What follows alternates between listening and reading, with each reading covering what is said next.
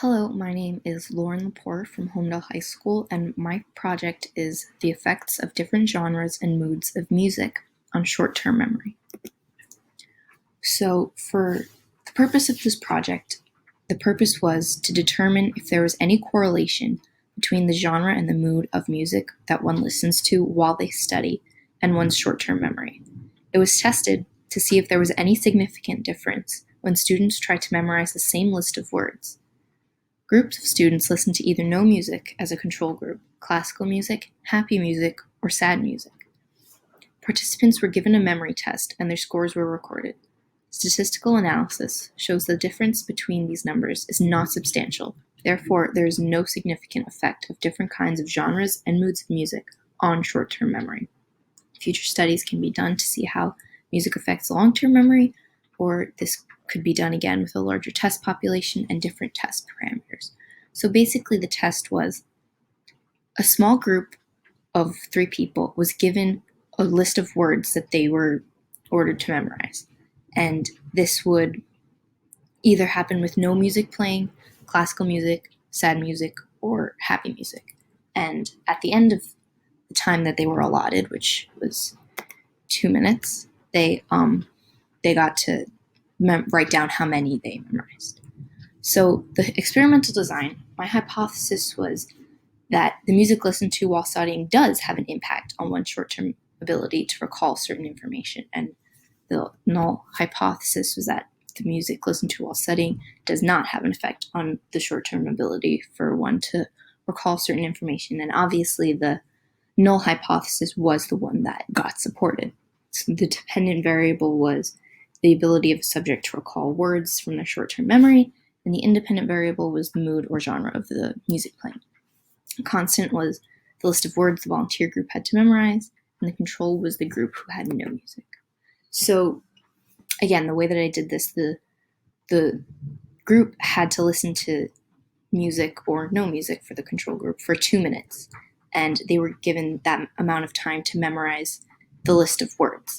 And after that 2 minutes, the music would stop, and I'd ask them to recall as many words as they remembered and submit it to me so I could gather the data and analyze the results. And for materials, I just needed to get a volunteer group with their permission, of course, and play some music, get a laptop for a music source. And they all filled out a Google form on their phones. So for my results, you can see this bar graph. It compares the average number of words correctly recalled with each type of music over each trial and the overall for all 3 trials combined. So on test 1, we can see that classical music did perform the best and sad music performed the worst, but the difference, they're not significantly different.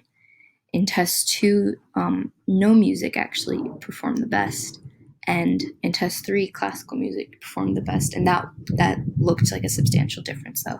But if we're looking at the overall average, the bars, they are all around the same area, 12, 13, and 11, and it doesn't show a significant difference. And this is just a table of the data that was graphed here. So this is all of that. And after doing a t-test, we can prove that the difference between the number of words memorized over different types of music is not a significant difference, because this is how the test turned out. So I came to the conclusion that there seems to be no substantial relationship between classical, happy, and sad music compared to no music on one's short-term memory. The results of the t-test show that the t-stat is lower than the t-critical, which means that there's no significant difference. In comparing no music to classical music in test 3, however, the t-stat was significantly higher than the t-critical, so that would be here. That was the one where it did turn out to be a significant difference. And the difference between the numbers has no connection to the different types of music and is based on the memorization skill of volunteers. The hypothesis was rejected, and the null hypothesis was supported. And I do think that's an interesting idea about the memorization ability of the participants, because that very much so could have affected the way that the data turned out. So for future studies, I think it would be helpful to get a larger test group so the data could possibly be slightly more accurate. And it would be interesting to see the groups memorize something other than words, like patterns, shapes, and colors, just to see if there's any difference between just like words or visuals. And it would be cool to experiment with different genres and volumes of music, and also see how this could affect your memory in the long term. Like if you're studying for a test the night before and you're going to take the test the next day, what music is best to listen to while you're studying for that test for tomorrow? So this was the end of my slideshow, and thank you very much.